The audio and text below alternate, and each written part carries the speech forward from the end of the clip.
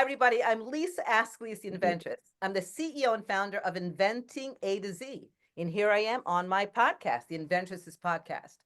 Every week I have amazing, amazing guests.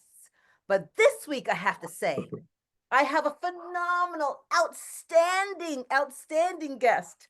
He is CEO and founder of Celebrity Talent Agency. He has produced, helped, marketed, uplifted, mentored so many celebrities. Let me just name just a couple, because we don't have that much time on the podcast. Prince, Phyllis Hyman, Peebo Bryson, Usher, Tina Marie, Drew Hill, Grandmaster Flash, and the list goes on. And guess what? Today he's even an author of his own book. Well, it's about time. Good afternoon, Mark. How are you? Good afternoon, Lisa. Thank you for having me. So happy to have you here today. I cannot even tell you. And wonderful speaking with you earlier today. Yes. It was such a pleasure to hear about you. I read, but I like to talk also. I like to hear, Sure. read my stuff, but I also want to hear it directly from the person's mouth. And you are a trailblazer. You are a mentor, a positive person, which I absolutely I love. I love who you are. I love what you've done for people, and certainly your beginning. So, Mark, let's start Oh, by you introduce you. Tell us how you'd like to be seen and heard, because this is a conversation, as I said earlier. So let's start. sure. Sure. I guess, my name is Mark Green, as you know, and I am an entertainer executive. And I focus on being an agent for the most part. And I also run a performing arts theater. And I love that part. And let's talk about how you started your career as a DJ in 1977. Okay, we're going way back. We're going Okay. back to 1977, because I mean, you cannot be where you are unless you started right from where you That's started. that's And correct. I mean, want to talk about your book, The Show Must Go On, and know why the show must go on. And Yes. so let's talk about 1977 a little bit. Let's do Sure. let's do tidbits. And what I want to talk about mostly, I want to talk about a lot of things mostly. Um, it's from 1977 to I guess it was late, maybe early 80s, when I read something where Melba Moore said, "Here, take my phone number, and Yes. because I want to lift you up." But let's Thank start. you. Let's start in 1977. Okay, so right prior to 1977, I was in a band called Black Pearl, and during that era was the disco era. So by then, all of the bands had disbanded, and the DJs in the disco era was coming up. I started DJing around 1977, and I was approached by a promoter from the Bronx that asked me to be in the Battle of the DJs in the Bronx. That year, I went to the Bronx. I was the first person up to go, and by the time we got to the second and third person, they were doing something on the mic, and I was like, "What is going on over there?" So I packed up my stuff and ran over there. Next thing I knew, that was the first time I discovered rapping. I was so amazed. I went home that night and wrote my first rap. And that weekend, I became ghetto famous in the neighborhood. Yes, it was during that time too when I was approached by a high school friend of mine by the name of Guy O'Brien, and Guy and I were fresh. He was a freshman, I was a junior, and he was just inquiring about what is that you're doing? What is that you're doing on the mic? And lo and behold, by the time I went to college, he called me to say I'm making a record, and the group was called the Sugar Hill Gang, and he went under the Montana name of Master G. Ah, damn it. Yeah, there And you we go. all know it. That's incredible. It really is. Yes, So you came full circle. You met him in high school, and then you came yes, back to see each other again. There's a lot to be said about a person when you keep those connections from back in the day, right? You meet yes. somebody and you impress upon or instill upon that person something. Something made this impression upon Guy. And Right. so I think Guy even says something about you in his book. Yes. Let's talk about that. Yes. Give me 1 second. That's Okay. okay. Can you hear me? I can hear you. We can hear you. Okay. Yes. So, yes, Guy talked about me in his book, and he actually did the foreword for my book, and he said that I was the person who influenced him, and if it wasn't for me, he had never had heard rap, and he would be who he was today. And I appreciate that. It's really something when somebody recognizes something great that you've done for them. You know what I mean? Yes, It's really nice yes. because that doesn't always happen. No, Giving the credit, and people don't realize how important that is to another, could be important to another person's success or feelings, right? sure. Or in your Yes, case, it was heart at that time, yes, right? Because I mean, absolutely. you've gone on to do so many other things with so many people, but it's so nice to hear that you've done something that influenced that other person. Absolutely. And so I want to go back to, I mean, the names here, the list of names are so impressive. And I mean, let's start with Melba Moore. When you talked about you were doing something, you said Melba Moore said, "Here, take my number." Yes. I So mean, I come, was, that's insane, right? oh my goodness. You know, Melba she was the hottest artist back in the 80s. She had already performed in Richmond, which I was at in college, and she had performed a couple times. So I got a chance to meet her. And the last time I talked to her, I was telling her, you know, about my desires to be in this business. And she saw my passion and she said, listen, here, take my number. When you graduate, make sure you call me. So that was it. And, you know, looking back, it was such a blessing that she was, you know, just able to just look at me and realize that this is what I wanted to do. It's really something. But you obviously you wore that passion on your sleeve because Oh, yes.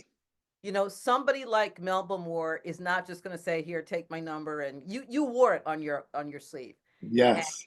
and in your heart. You just do. And I want to ask you about that too. So when you went to this battle of the bands and you realized that this is what you wanted to, but did you know earlier, you know, much earlier, that you wanted to be in the music industry, or you loved music and this was the direction you wanted to go as a child? Yeah, Lisa, you know, the crazy thing is somehow, somewhere in my mind, around eighth grade, I had decided, you know, I wanted to get in this business. I went to the library, I got a book, and I wanted to see all the jobs in the industry. And I saw every job I saw, I wanted to learn how to do. And it was Mm-hmm. during that time when I met another elementary school friend of mine, and he was playing guitar and I was playing drums. We talked about forming a band. And I went to his house and I looked on his walls and I saw all these gold and platinum albums. Like, what is this? And I saw it was the Jackson 5, ABC, I Want You Back, Stop the Love You Save. And then I saw his uncle's name on there, Freddie Perrin. Freddie Perrin was like the biggest producer of that time. He wrote I Will Survive by Gloria Gaynor and So Hard to Say Goodbye, on and on and on. And he was like the Teddy Riley of our times. Now wait a second, and there's some advice that he gave you, right? Oh, yes. So, So you I know, I do was, my research. I was like, yes. what? But I'll let you say it. I'll let you say it. Yes, you know, I was so excited back then just to be able to talk to him. Again, he was the biggest producer and of his time, and we would call him. And you know, I finally got a chance to meet him when he came to Jersey, and by then I had decided I was going to be this famous DJ.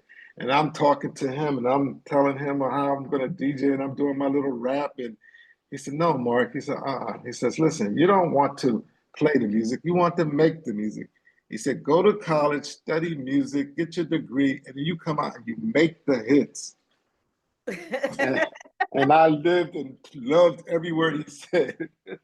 And you did it. You And did I it. did it, And yes. so much more. I mean, Mark, you've worked for ABC, you've worked for all of these different um record producers, no, record Companies molders, and I should say. yes, Yes. So it's just mind-boggling. So I want to talk about Tina Marie, all right? Because there's so much yes, to talk about you. right.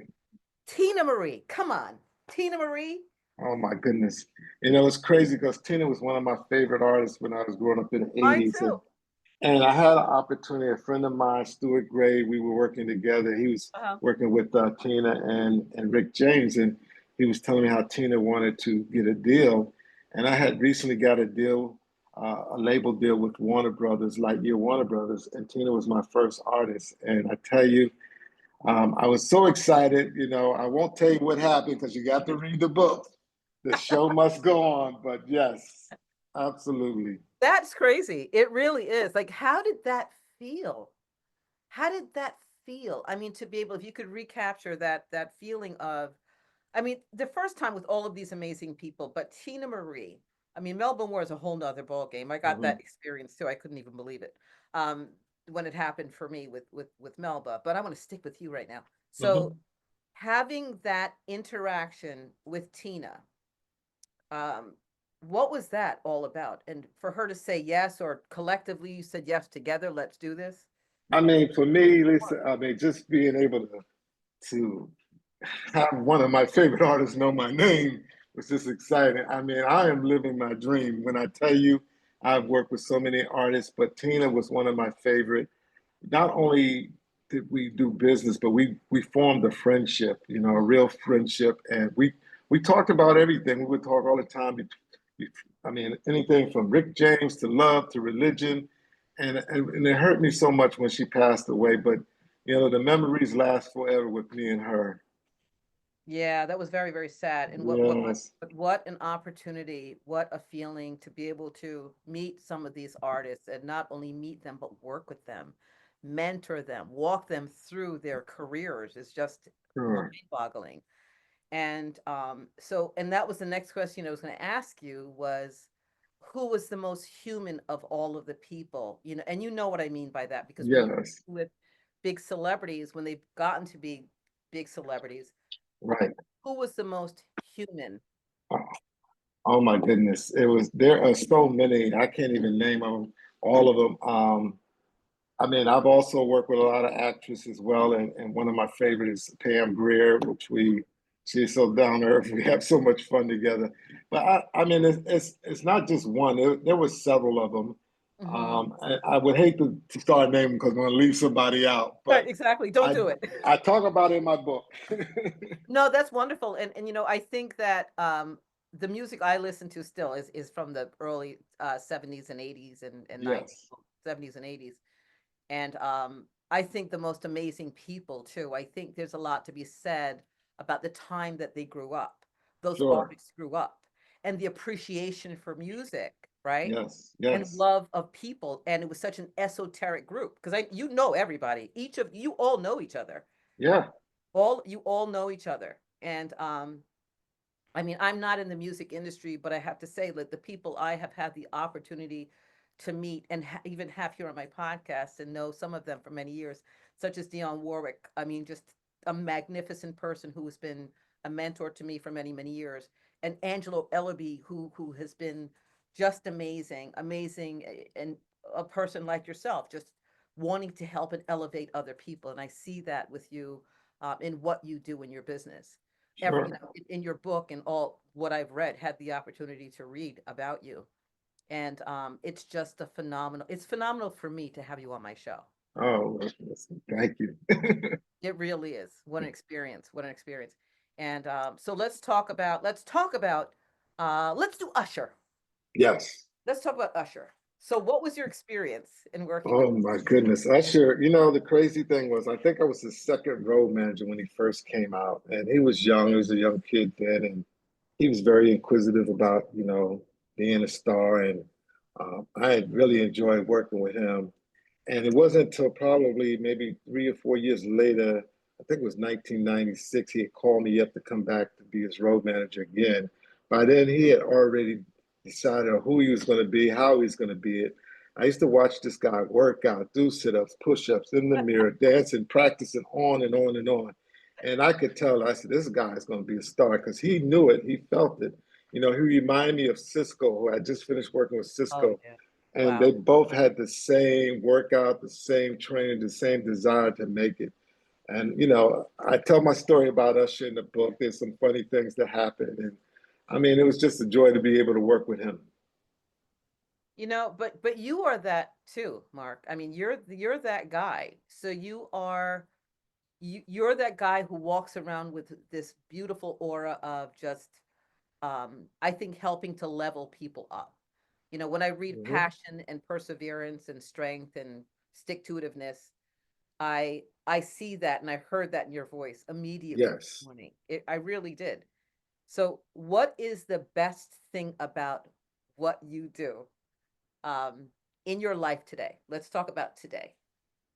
Well, you know, I, I really enjoy what I do as an agent, as working as a executive manager for performing arts theater. There's so many things.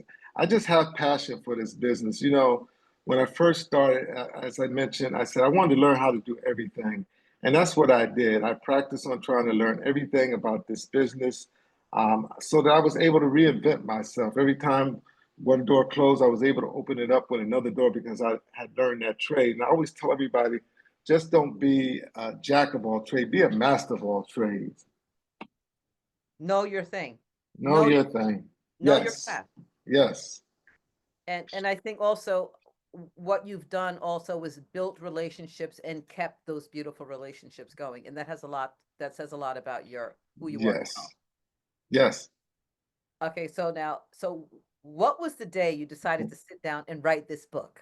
Oh my goodness. You know, the crazy thing is, Lisa, I had been posting a lot of photos of everything I do. And I started doing that because I look back at the beginning of my career, some of the legends I had a chance to work with, Count Basie, Lionel Hampton, um, and all these legendary artists. And I was like, man, I worked with that person, but I had nothing to show, nothing to tell.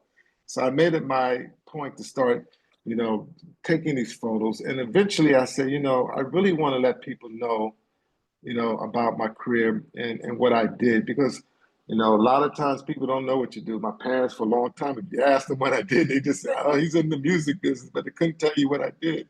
So I wanted to create this book not only as a manual, but more of an outline of things that you need to know, things you need to do if you want to stay in this business.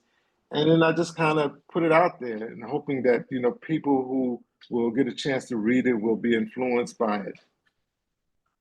Yeah, and I think you've certainly done that. I mean, I read some excerpts from the book and just reading, the little that I did have the opportunity to read, you really inspired me. And I can't wait to share this with everyone. And Wow. everyone, really, everybody out there must go to Amazon. They can go to your website, right? Yes, yes. Let's say the name of your website because I love the website. Yeah, markmoneygreen.com. You can't forget it. Perfect. I hope that's trademarked. I'm going to help you with that. So buy the book, okay? The name of the book again is The Show Must Go On, Yes. right? Backstage stories of a hip hop agent. I love that you have extra. I love that you Yes. have the extra added there because Yes. it's important. And so many young people out there want to get into the music industry. And as I said before, it's changed. The music industry has changed, right? Yes, absolutely. People have changed. The level of gratitude and connectiveness has changed. And so I love that you're sharing this information again, your website, your book. Are you on social media? Yes, I'm on Facebook, Celebrity Talent Agency, and also on Instagram, Celebrity Talent Agency Inc. INC. Now, if is there anything you want to share with everybody out there before we wrap this incredible conversation? Well, you know, for me, one of the things I've always done for the last 15 years is I made it a point to learn something new, to learn whether I get a certificate, whether I learn a trade. And I just want to encourage everybody, just don't stop learning. You know, do whatever you can. Focus on your craft. Learn everything you can about that craft. Go the extra miles, the extra steps, and you definitely will benefit it from the long run. I so appreciate you, so appreciate having you. And listen, you're going to be at our conference in May. You'll be Wow. on a panel out at our conference. So that's Saturday, May 3rd, AOE, the Association Okay. of Women Inventors and Entrepreneurs. You'll get to meet Mark. He'll be doing book signings, the whole nine. You'll get to see this beautiful man in person. So, Mark, again, such a pleasure having you on my show. And will you please come back again? Will you? Absolutely, Lisa. You've been fabulous. Thank you so much. A pleasure having you, Mark. Same I'll here. talk to you Thank soon. you. Peace.